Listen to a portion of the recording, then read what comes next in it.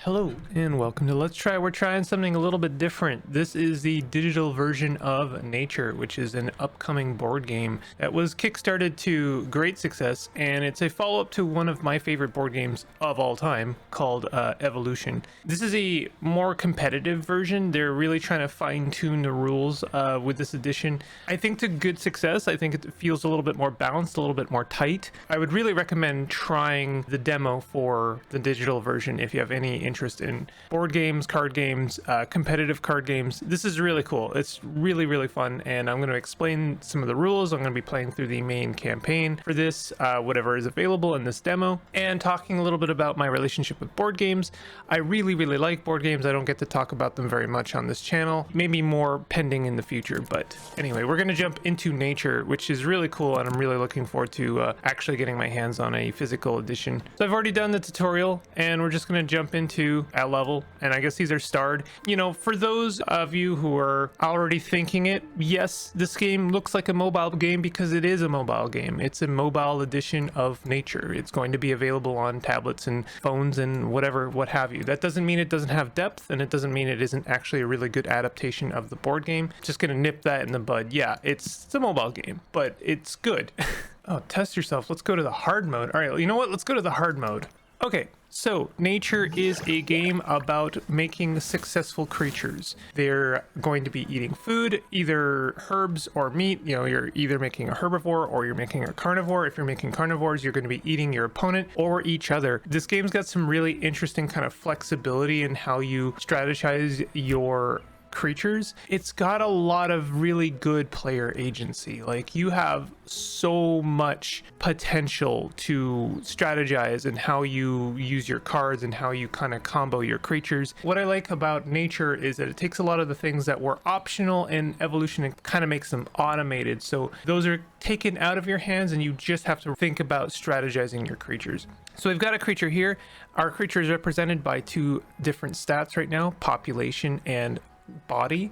Its population kind of reflects how much food it's going to need to stay fed, and its body reflects how much food it eats at any one time. Body has some other interesting effects when it comes to it being a carnivore or being eaten.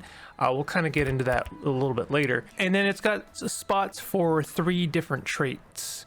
And our traits are represented as cards that we're going to be playing in our turn. So let's have a look at some of these cards. We got social, +2 food when eating, opportunistic, +1 defense, and then we get some more food if there's food in the hole when we've eaten. That one's a little bit more complicated. Then we have +4 defense. That one's a little bit simpler. Eats 2 meat whenever a species hunts. I love these kind of cards because they don't really rely on the creature to hunt. They just kind of combo on other things hunting. It's kind of neat when you have another animal that also likes to hunt. And then this one is just +2 hunt, +1 defense, +2 herb when eating herb. So something we could do is let's make a really successful herbivore. There's also all of these cards have a food value in the top left corner that's going to come up on occasion. So one thing I'd like to do is I'm going to play this on this because I want to make him a very successful herbivore, and that's going to mean that he eats a lot more food like right away, and because he can eat more food right away, something we want to do is allow him to eat more food. So we're going to also give him more population. So first of all, we could give him +2 food when eating for social, but we don't want to allow him to eat too much because there's only a certain amount of food in the watering hole. So why don't we use this to increase their population? It's also got a low food value, and that's going to kind of matter in a second. And we got opportunistic. Opportunistic might actually be okay because it also offers +1 defense, but it also might be a good card to keep in our back pocket. I'm going to give him defense just on the off chance the opponent decides to make a meat eater, and then I'm going to use this card here to give him an extra population.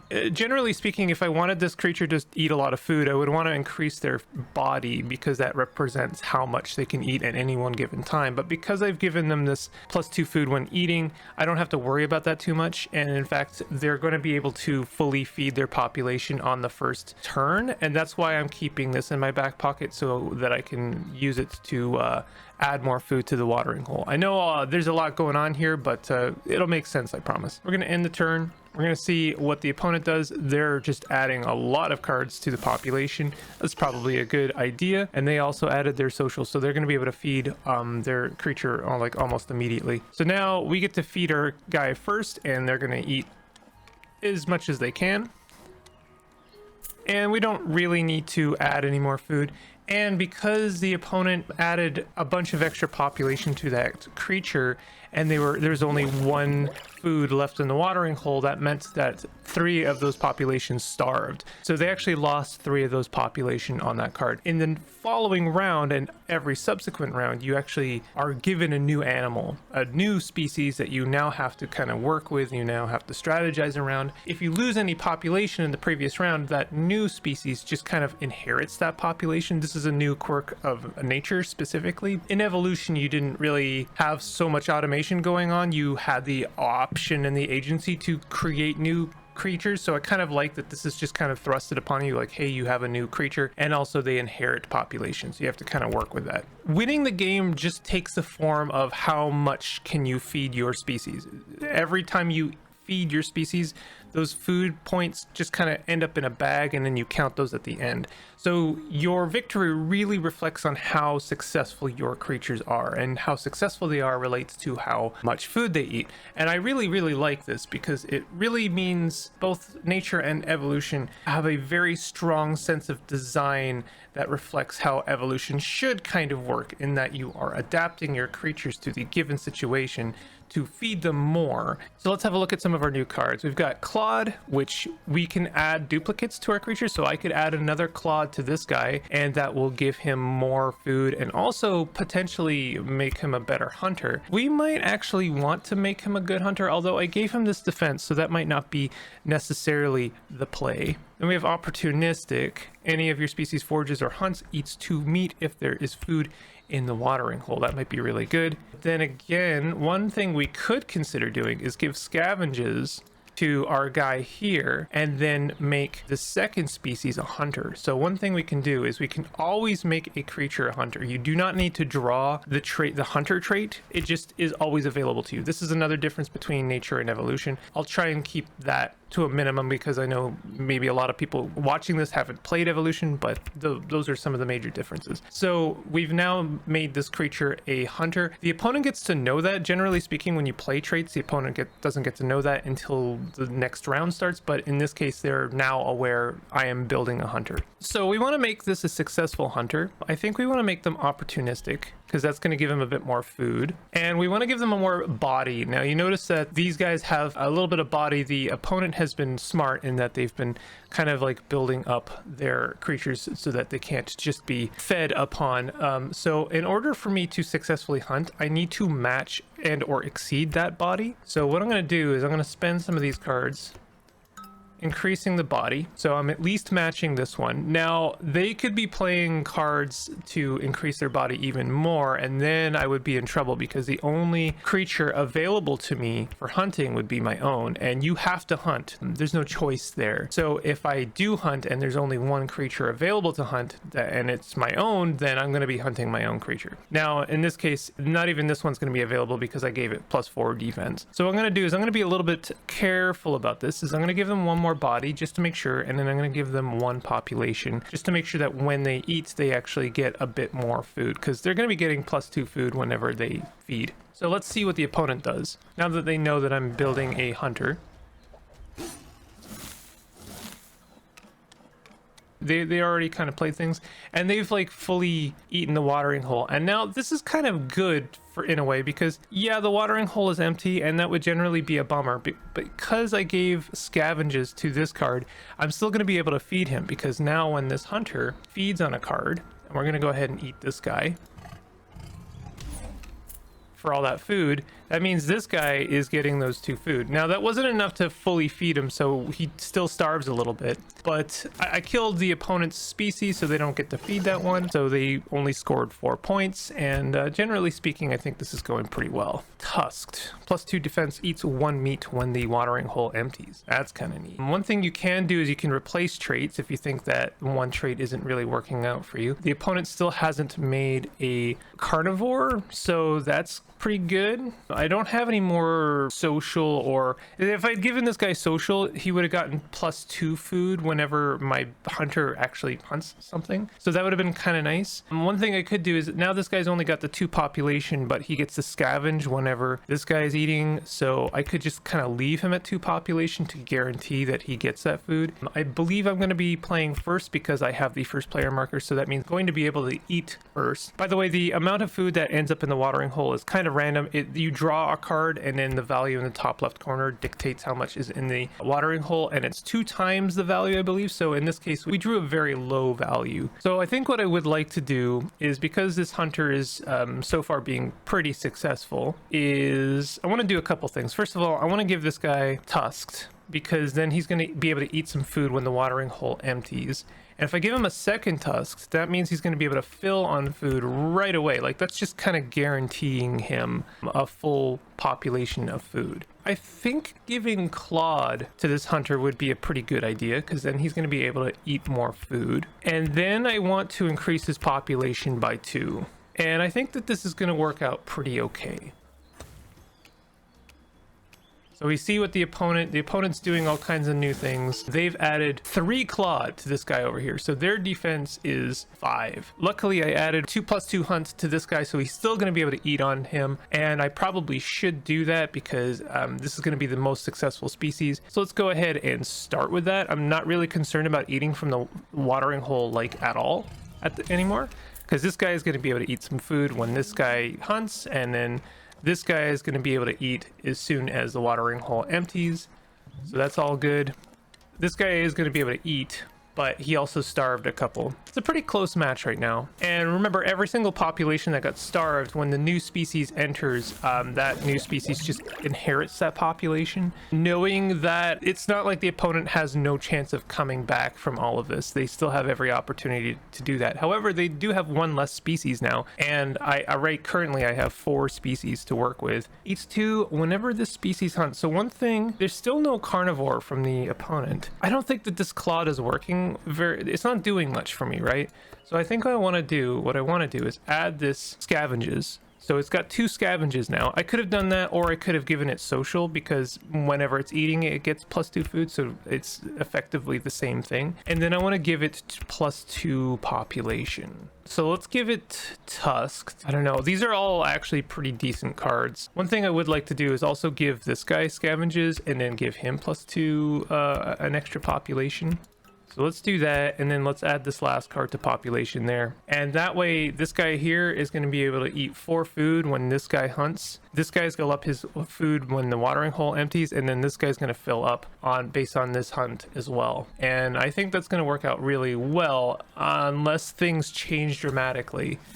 So now we see the opponent has built up their defenses a little bit. So this guy here has horned. When hunted, kills population of the hunter equal to this species size. So if I was to hunt on this guy, he would kill 2 population on my hunter. So that's a little bit of a bummer, but I will say the AI isn't playing super intelligently for this being a challenging run, because you would think that they would reserve some cards, because you can actually play cards to the watering hole to add more food. Either way, what I'm going to do is I'm going to feed my dude on this guy. So we're going to eat him. Everyone gets to eat some food. They're gonna lose like 2 species. I see they did play some cards to the watering hole, so okay, good for them. And let's see our final score. I think we did quite well. And one thing I really like about this is we got 3 stars. We get to see how our points are represented, so we see how much meat we ate and how much vegetables we ate. It's a good way of kind of representing the game, is like you know how you won. So that went pretty well. We also see species points. You get to count how many like species you had at the end of the game. Since I had more species that survived, I get more points. So that's kind of the basics of how the game works. This game has a lot of modules, as did Evolution, and the follow-up Oceans. Oceans was pretty cool too, actually. I liked it a lot. So now we're going to be able to see a few more traits, but as I say, this game's got a lot of modules, including ones that represent change in temperature, disastrous effects to the earth that you have to adapt to. Also birds are just their own thing, so you could like make one of your species a bird. They get their own watering hole, but they also have to adapt a little bit differently. They can be a little bit spicy, actually. So there's a lot of food in the watering hole right now, so, and we get to start first, so we really want to eat as much food as we possibly can in this first round. So one thing I think we could do, give our dude opportunistic, and actually give them maybe 2 opportunistic. I don't know if that's gonna matter as much. I think opportunistic will be fine, because the thing is the opponent is going to eat second, and we have to kind of assume that there's going to be no food left over after the first turn. So if we gave them 2 opportunistic, then I guess it doesn't matter. Let's just like give them as much population as we can kind of squeeze in there, and that way they're eating basically everything. Like they get to eat 5 food like right away. If the opponent makes a carnivore, then that's going to be bad news bears for us, literally, I guess.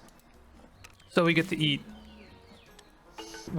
1 because we only have body 1, right? If I wanted to eat a bit more food from the watering hole, I should have given him some more body, but because I've got that opportunistic, I knew for sure that I was going to be able to fill him up. But the opponent also got to feed him up, but less points for him because he didn't add as much population. So now the opponent gets to start first. They've got tusked, so they're kind of hedging their bets a little bit against the watering hole, which isn't a bad idea because now there's 4 species all competing for the same hole. +2 food when eating, that could be really good because we can just give that to him, and now whenever he eats, he's gonna get +2 food, and I'm pretty sure he might get another +2 food from opportunistic. I want to see that work. I really want to see how that works. What I might do is also just give this guy fast. The way fast works is it's a kind of immediate block against hunting species unless the hunter is also fast, and you can actually double up on this if you're like really trying to play defensively, because then the opposing hunter species has to have as many fast cards as you do.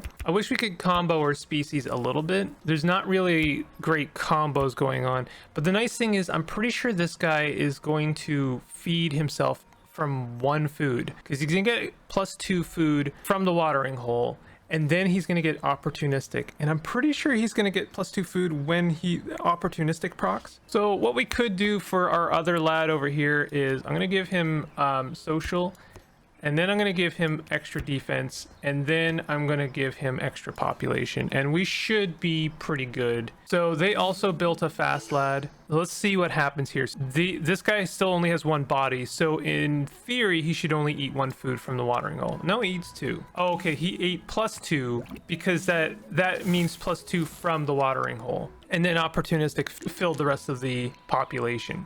So that worked out okay. It didn't work out as well as I wanted, but that's okay. I do think to be really successful in this game, you bottom line should make a hunter at some point, but I don't really have anything to combo off of that. Like I can make a hunter, and I probably should make a hunter. Let's make a hunter, because that means the hunter isn't competing with the herbivores for food, so long as you're playing well. One thing I could do to be really nasty about this is give him fast, and that will mean that the opponent's probably not putting too many defenses in this guy's. And one thing I would like to do is probably, you know what, if we gave tusk to this guy, then he'll get +2 food when the watering hole empties, and then we can give him another couple of population, so he'll actually eat a bunch of food pretty much right away. We haven't built up this hunter too much, but I'm not too concerned about that. Whoa, 11 population on that guy. And we can't eat on him because his body is higher. That is kind of wild. Well, one thing we can do is we should eat from the watering hole first. I should have given this guy more body, but that's okay. He gets to eat 3, then he gets to fill up.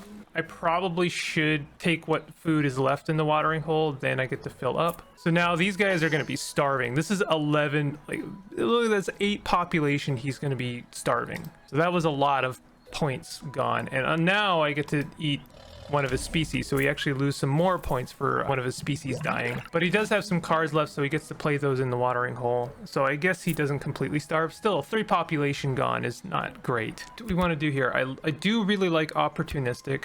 I do think we should give this hunter a bit of population and body. I don't know if fast is going to be great. Let's replace fast with clawed, because that increases their hunting ability. Well, you know what? First of all, let's give this guy tusk. I like tusk. It's a little bit of defense, and then it's also hedging your bets that you're not going to be able to get all of the food you want from the watering hole.